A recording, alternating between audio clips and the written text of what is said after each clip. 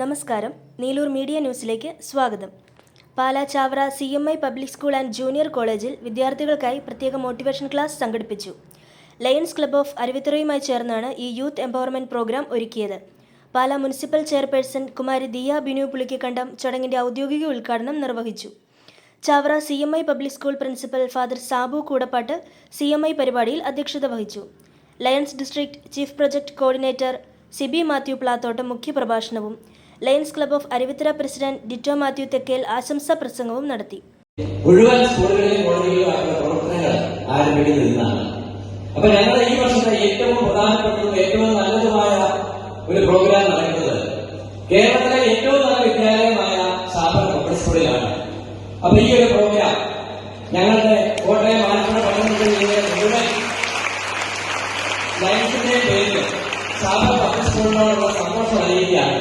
തുടർന്ന് HUG ഇന്റർനാഷണലിന്റെ സ്ഥാപക CEOയും പ്രശസ്ത മോട്ടിവേഷണൽ സ്പീക്കറുമായ ശ്രീ അനീഷ് മോഹൻ വിദ്യാർത്ഥികൾക്കായി പ്രചോദനാത്മക ക്ലാസുകൾ നയിച്ചു.